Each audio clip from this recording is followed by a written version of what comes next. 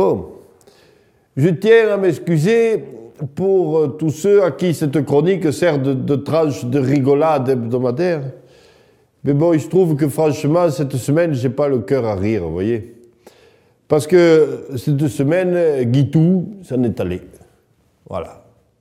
Oh, il faut être natif de l'Ariège rocailleuse pour le connaître. Ou alors, il faut y avoir planté sa yourte depuis des lustres, quoi.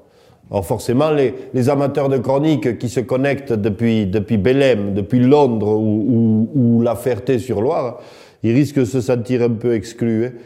Mais enfin, quand même, c'était Guitou, quoi. Enfin, pour l'état civil, c'était Guy d'Estrême, voilà. Mais dans les pots de l'amitié dont il raffolait, hein. Ou dans les engueulades qui menaient toujours tambour battant, et avec les mêmes d'ailleurs, c'était Guitou, quoi. Guitou et ses costards un peu passés, Guitou et sa cravate de travers pour les grandes occasions, Guitou et sa mèche rebelle.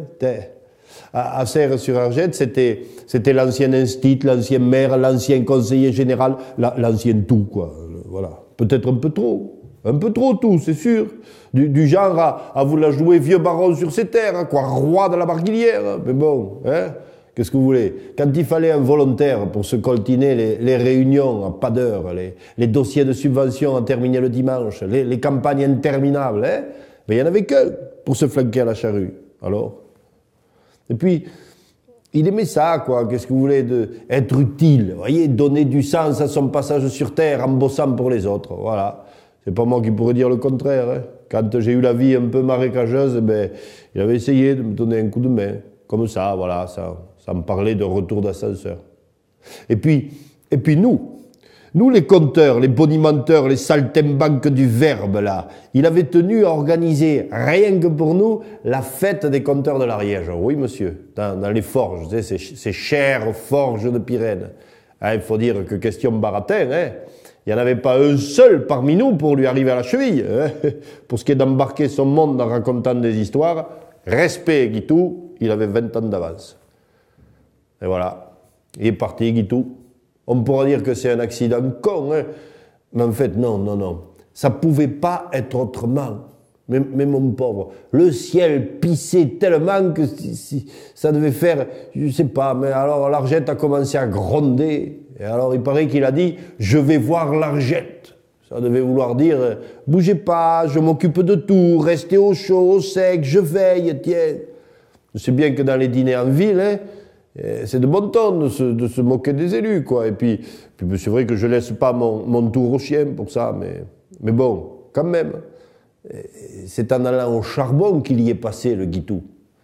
Alors qu'est-ce qu'il lui a pris à l'Argette, hein? Franchement, ça lui ressemble pas, ça. Un brave ruisseau à truite. Pas du genre à faire des histoires. Non. C'est un coup à se faire des ennemis pour rien, ça, à l'Argette. À se ramasser des barrages ou des aménagements de berges, tu vois. Et en Barguilière, moi j'en connais qui vont lui en vouloir à l'Argette.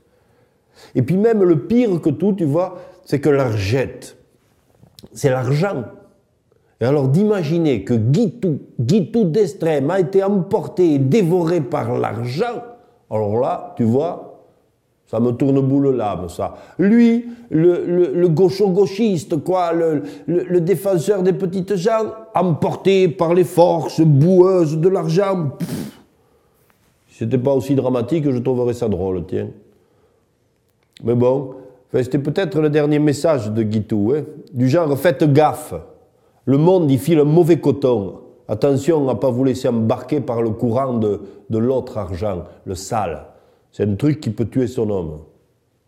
Voilà.